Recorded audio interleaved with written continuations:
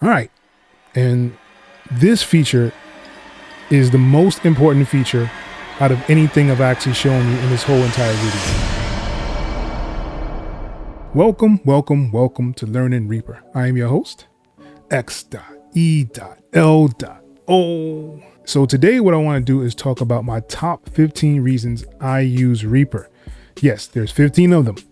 Not necessarily the correct order, but these are the 15 reasons why I use Reaper currently to this day. Let's get right into it and show you what I'm talking about. Let's go.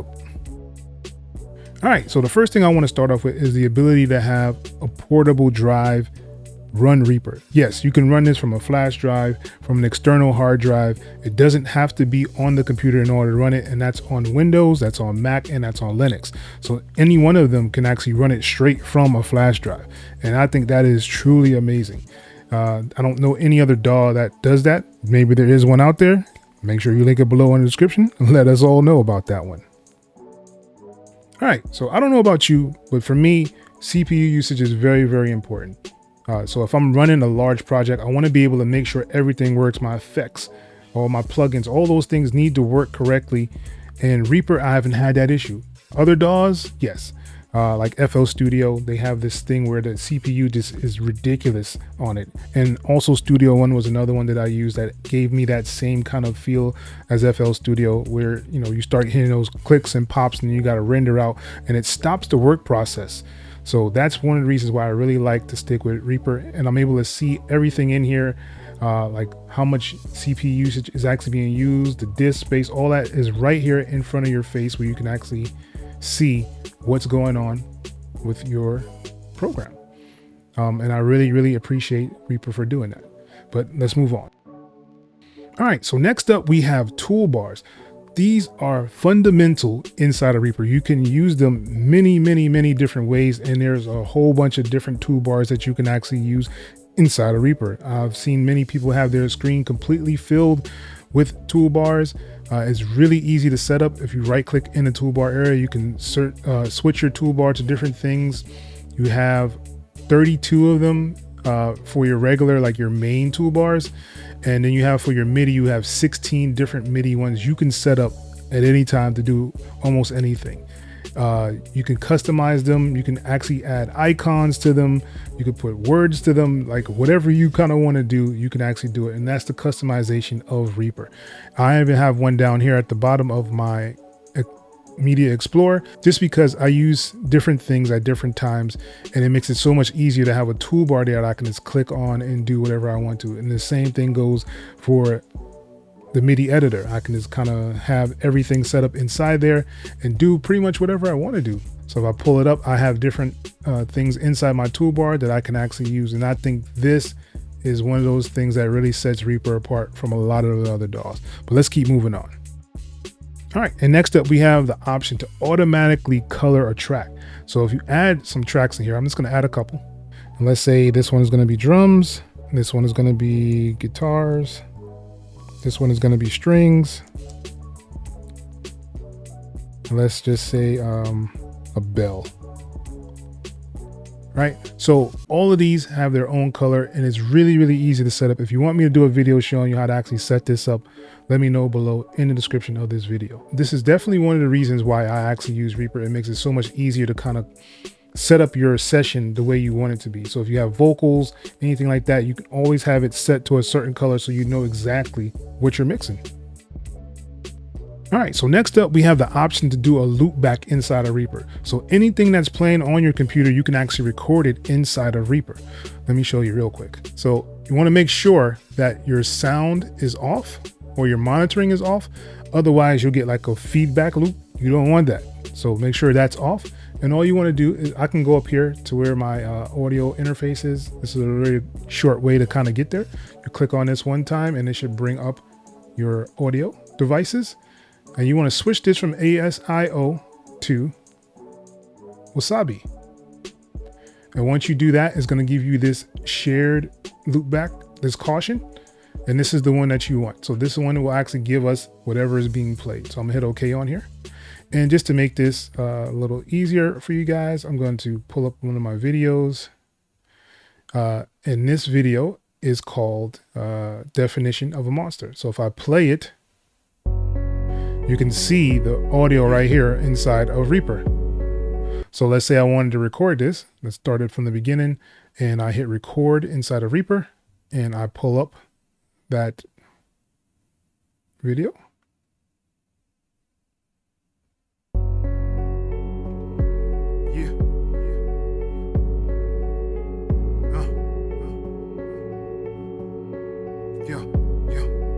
What am I? What you ain't know? I'm a combination of many things that you should know. But what am I? Right, so we have actually captured the audio in here. I usually like to switch this back to my ASIO driver. Hit OK. All right, so now if I play this,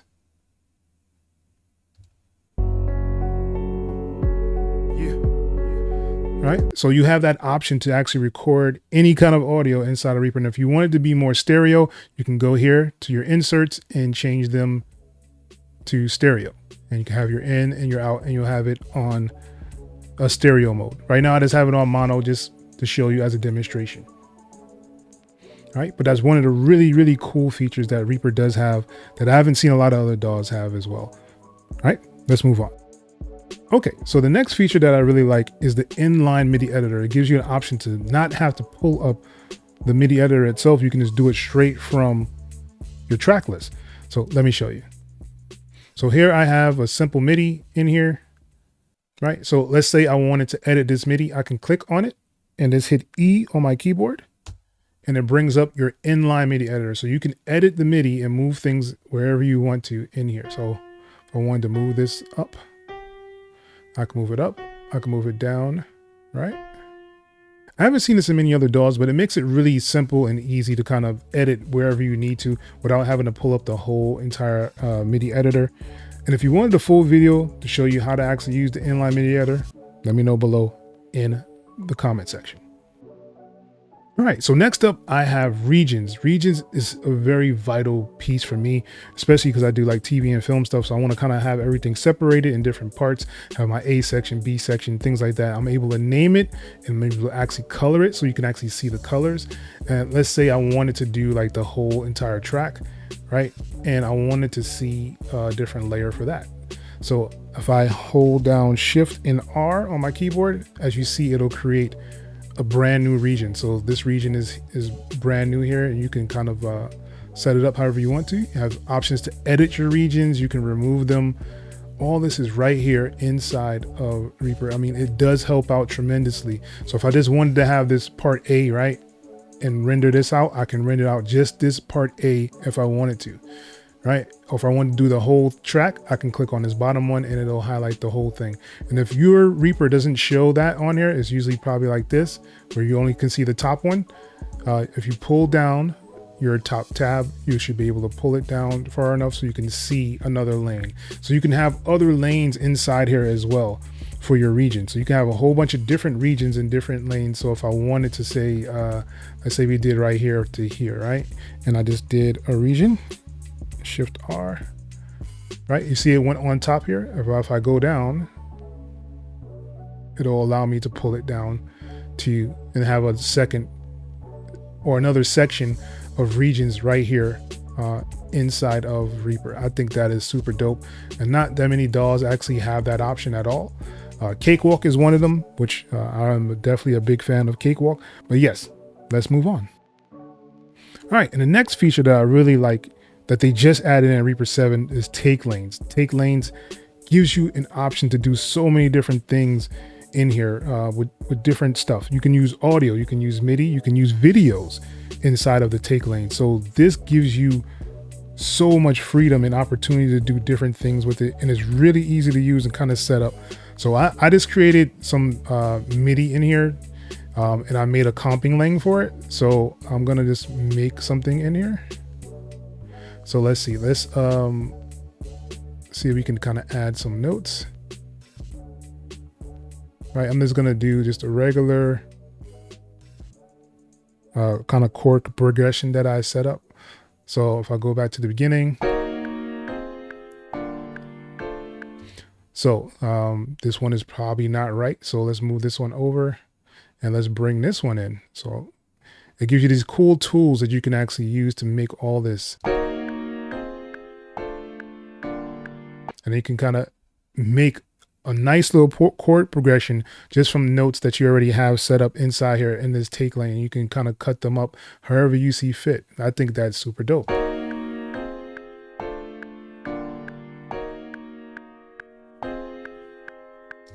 Right? So this is the take lanes inside of Reaper. Definitely check it out if you haven't already. If you wanted me to do a full in-depth tutorial on the take lanes, let me know below in the comment section as well. All right, and the next thing that I really like about Reaper is the option to do tabs. So you have these tabs at the top of your screen where you can kind of move to different projects and find out, you know, different things of what you want to do. You can sketch out ideas this way really, really easy. I think this is a phenomenal way to kind of get everything going and set up inside of your DAW. I don't know many DAWs that use tabs. Most DAWs you only should have like one project open at a time, whereas Reaper, it gives you a couple of options to add a whole bunch of different tabs. I don't know the limitation of it. I'm not going to try to find out what it is either. If you want to do that and experiment, you could definitely do that. But I've had up to 10 tracks in here, and I've used them to render out all those tracks, and I had no issues. So if that's what you're thinking, I'm here to just debuff that for you. But yeah, this is one of the best ones for me. I really, really enjoy using the tabs inside of Reaper. All right, and another question that I kind of get all the time is one of my favorite features in Reaper as well, is the option to drag and drop. So you can drag and drop almost anything, almost anywhere. So let's say that you wanted to add an instrument. So if you hold Shift and F, it'll bring up your browser. I'm gonna go down to my VSTs that I have down here. And let's say we want to do expand. So I can grab expand and just drag it straight over into the track, and it pulls up expand. So now you have expand ready, and you can play right out the box the way I actually have my template set up. And you can drag even your sends. So if you want to do sends, it's super easy to kind of drag and drop your sends in here as well. So if I wanted to, say I wanted this ROM, right? I wanted it on this track, I can just grab it and drag it over here, and now I have a ROM on this track as well. So yeah, really, really simple and easy to use to drag and drop stuff inside of Reaper. I think it's one of the slept on features that not that many people talk about. So I just definitely wanted to bring it up because it's one of my favorite features in here currently. All right, and next up I have warping. A lot of people sleep on Reaper and its warping abilities. Like, it is very, very good. Like, I think it's one of the best ones. Ableton maybe a little bit better if you're an Ableton person, but compared to a lot of the other DAWs, I think this has one of the best audio editing warping features out there. The first thing is that you can play any sample to the tempo of your track. You can even do a double time or a halftime of the sample. Right, so I'm just going to play this sample, and it's going to the tempo of the DAW currently, right? So let's say I wanted to do double time. So I click on this one in the middle, and it'll double time, right? So if I wanted to do halftime, I can click on this one, and it'll halftime the track.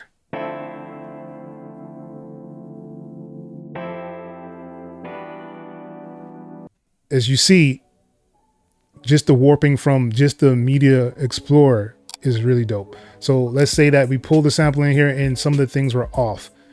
So let's say I wanted the cursor to be here. What I can do is hold Shift and W.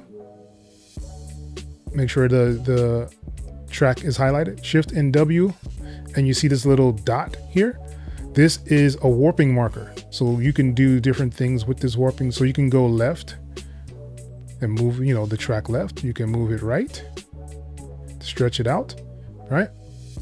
So if you go up and down, it gives you an option to go up and down, right? So if I go up and down, it's going to shrink the track or expand the track. Going up and down. That's straight from this marker. I think that is like super cool. Like, I don't know many DAWs that do that. And if you would like a warping video, let me know below in the comment section. All right, so next up are themes. There are so many different themes out there. I have a video showing you how I made Reaper look exactly like FL Studio. It even has like the little step sequencer in there as well. Really, really dope. All right, and if you're interested in themes, I do have a video showing you guys exactly the themes that I've actually used inside of Reaper. If you want to check that out, I should have a link somewhere above in this video. All right, so the next thing that I really like about Reaper is templates. I know people always talk about templates, but there's something about Reaper templates that just make it so much better to me. I mean, I don't even know what else to say. So looking right now, I have this here. This is a template that I actually have set up if I want to start making like some trap orchestral kind of tracks. I have like some strings, some brass, some arcado strings, some bass, some basses as well, and my drums. So all these things are already set up in here, so I can just get to cooking as soon as I want to in here. All this can be set as a template and you can just save it. And if you really want an in-depth tutorial about it, I do have a video showing you. It should be above, so you can actually see how to set up templates inside of Reaper. All right, and next up we have the Media Explorer. This is one of the top reasons I use Reaper, period. It gives me so much freedom. You can do a whole bunch of tags. You could do your favorites. You can make your own data banks. And this is so easy to kind of use. So now I have it synced to the tempo of the track. So if I drag and drop this in, it should make a perfect loop for me. It looks like this is a 16 bar loop, which is ridiculous. I didn't know I made it that long. So let's shorten it down, right? I'm going to shorten it. Let's do 4 bar loop, right? And I'm going to shrink this in as well. So now we have in our playlist 4 bar loop, right? So let's say we wanted some drums. So I'm going to go to new kits.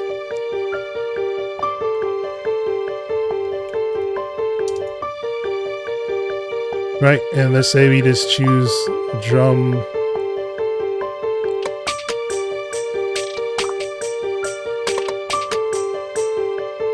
Right.